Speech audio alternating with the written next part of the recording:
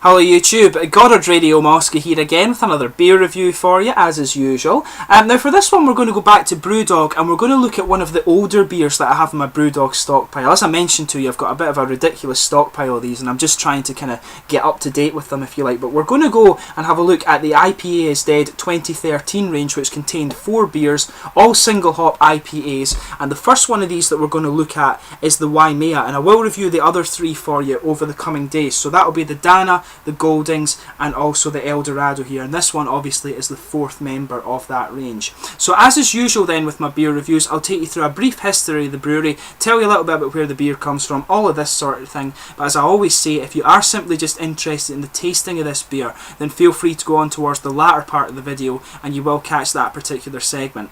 And as always, the brewery website is in the video description, along with the link to my other Brewdog beer reviews. And if you are interested in Brewdog beer, subscribe to my channel because there will be a lot more Brewdog videos coming for you in the near future. But anyway, the Brewdog brewery is the love child of James Watt and Martin Dickey, and it was founded back in 2007 at a very small brewery in the Keswick Industrial Estate in Fraserburgh in the very northeast corner of Scotland, right on the tip of the monster's nose, if you like. But more recently, I believe it was 2012, they actually moved their main brewing operations to their new purpose-built facility in Ellon, Aberdeenshire, which is about 20 miles to the north of the city of Aberdeen. But they're known for being a very experimental brewery, and particularly for their strong beers as well, and they're largely inspired by the sort of American craft brewing renaissance. And these days they've actually got several brew pubs throughout the UK, and these began opening, I believe it was back in 2010 with their home bar in Aberdeen, and then in 2011 they expanded into Edinburgh and Glasgow and down into Camden and London too. And they've also got locations now in Sweden, I think it's Stockholm and Gothenburg,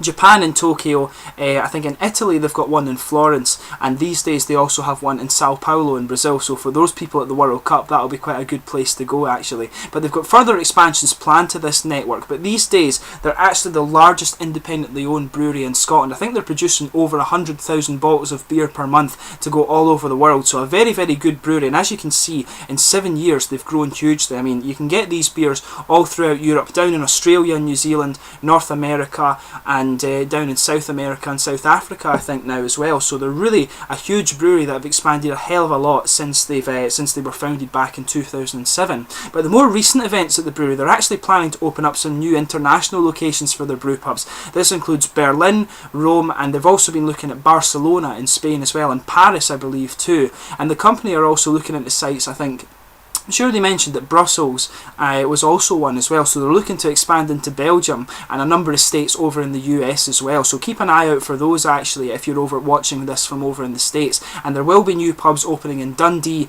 Cardiff and Liverpool, and also the Gothenburg in Sweden one, as I mentioned, is very new. Another very recent event from the brewery too that I should point out is that they opened their first shop called Brewdog, which is in London, and they also closed their Fraserburgh facility completely recently. They kept it as a beer lab for a little while, but they've moved completely now to their facility in Ellon. They said it was a sad day for them, but as you can see, the brewery is growing very fast, and so they will be very happy just to move everything to their modern facility.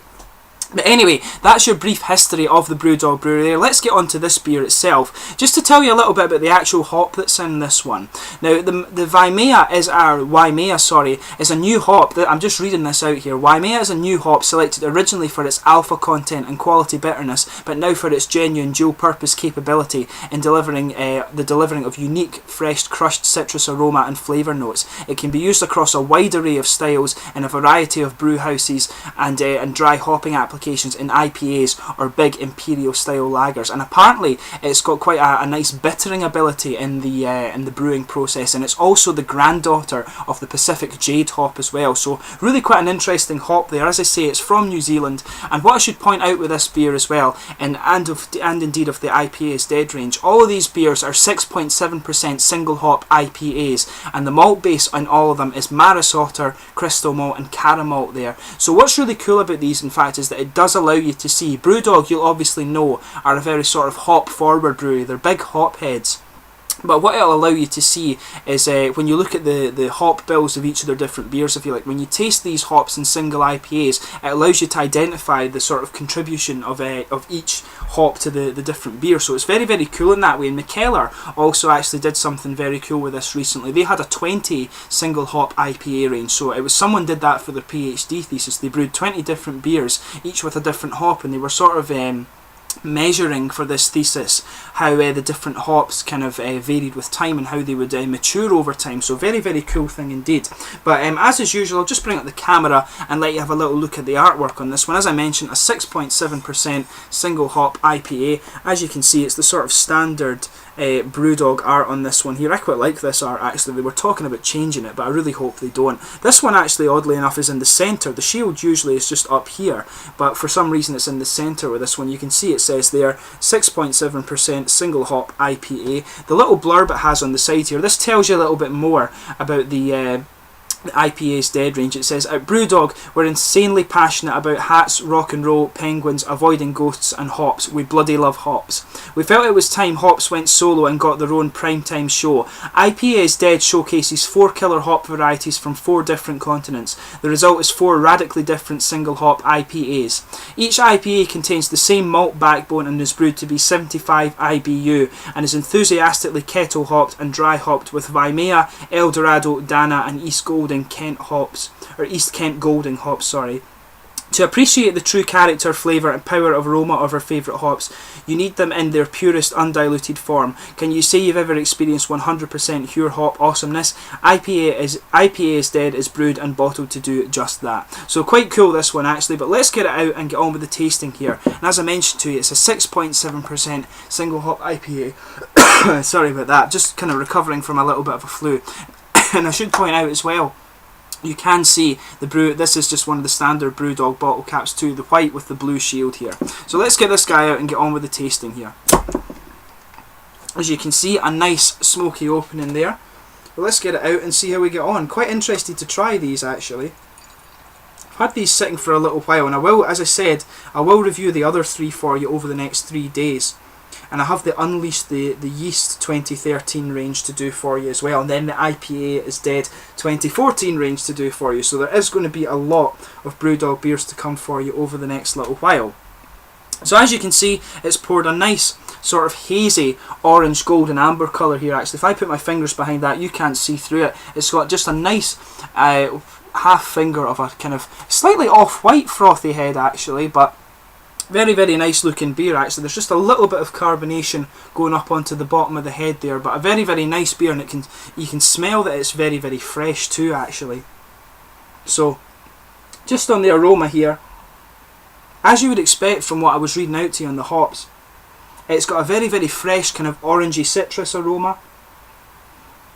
You can pick up some nice kind of sweet caramel malts below too, and it's got a nice, you can pick up, if you sort of sniff it in quite deeply, it does have a big kind of bread malt base to it as well.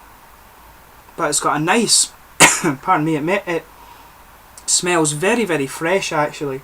It's got a really, really nice aroma, a nice kind of sweet bready thing there with the kind of citrusy fruits on top. Really an orangey and piney kind of fruit base on it there. Very, very nice smelling beer. Smells it. I've never quite smelt an IPA like that, so it's really, really quite cool just to get a whiff of the single hops actually. So let's give it a taste and see how we get on.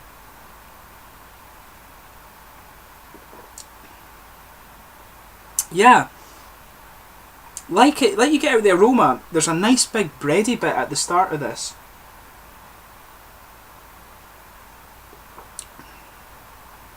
Yeah, it's got a nice big kind of bready malt base at the start of the aroma there, and you've got the caramel is just kind of mixing in nicely at the start with it as well. And as you go into the aftertaste actually, just from that first gulp on the front of the tongue, that's when you're starting to get the nice kind of bitter pine resin flavours coming at the front of the tongue.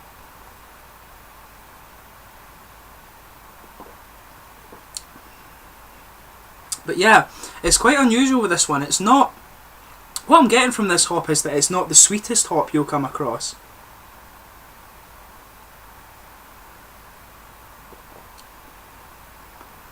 Yeah, I can see what they're saying about this hop, that it gives you, it's quite good for its bittering capabilities, and it gives you that nice sort of pine resin thing here. The pine resin in this one, I think,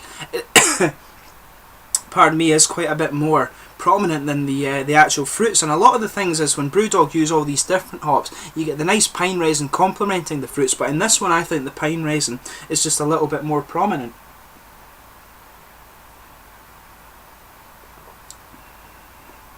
But yeah, definitely, I'd stick with that assessment. You're getting a nice kind of white bready, maybe a little yeasty actually, a nice white bready yeasty malt base to start with, and then you've got just a nice little bit of caramel coming out from that caramel there underneath. But you've got a little bit of a kind of fresh orangey citrus. But as I'm saying, the pine resin is the thing that's coming out most prominently with this hop, I would say. And as I'm saying, it's sticking just on the sort of front middle of the tongue.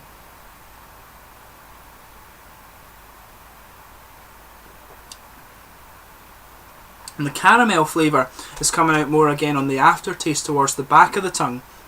But that nice underlying bready character with this one is kind of sticking all the way throughout it. It's nice. The little bitter aftertaste you're getting from the kind of pine resin is really nice too. They've done this one very well actually, I think.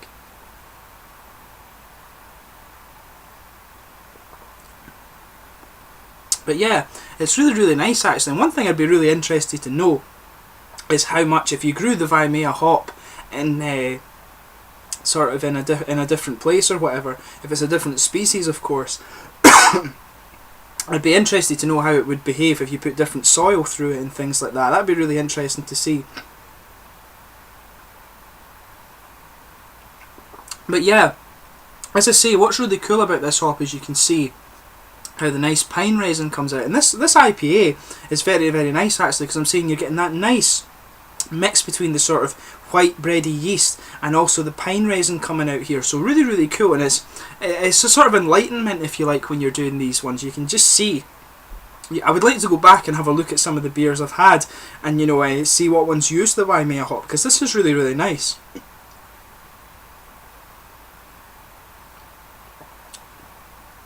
But in terms of the mouthfeel with this one, it's quite mid-bodied, I would say. It's got quite a little bit of an oily texture to it and a wee bit of dry character in the finish, but it also, that kind of bready and yeasty flavour mixing with the pine resin, it almost gives it a little bit of a dusty mouthfeel, if that's the right kind of thing you can say. It feels like a sort of as if you're drinking something that has a little bit of sediment through it. So it's quite interesting in that sense. It's